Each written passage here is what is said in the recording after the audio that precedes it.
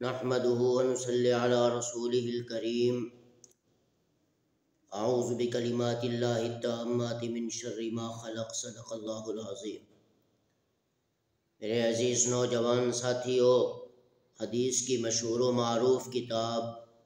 سنن ابو داؤد کی حدیث نمبر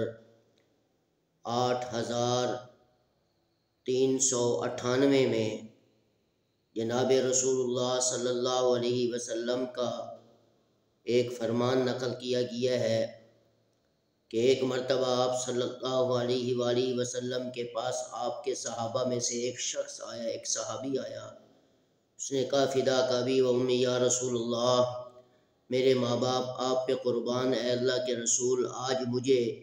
کسی چیز نے ڈس لیا ہے، اس کی وجہ سے میں پوری رات نہیں سو سکا، صبح تک اس کا درد محسوس ہوتا رہا، مجھے اب بھی بہت تکلیف ہو رہی ہے۔ تو رسول اللہ صلی اللہ علیہ وسلم نے ارشاد فرمایا کہ تجھے کس چیز نے ڈسا ہے؟ تو اس صحابی نے عرض کیا یا رسول اللہ بچھو نے مجھے ڈسا ہے۔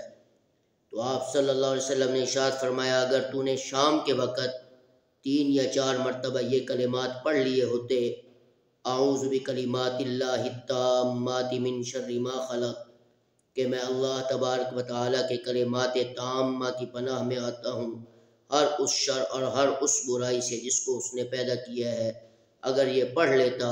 تو دنیا کی کوئی چیز بھی، چاہے کوئی انسان ہے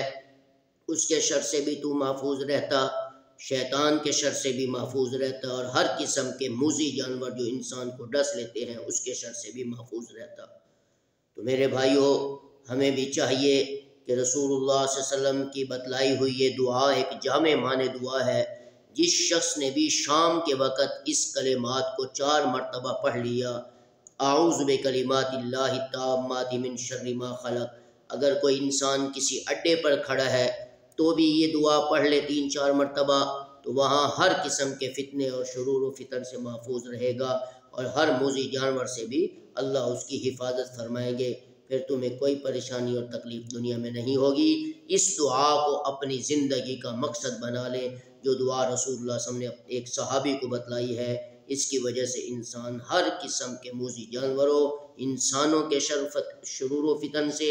اور شیطان کے شرور و فتن سے محفوظ رہے گا۔ السلام علیکم ورحمۃ اللہ وبرکاتہ۔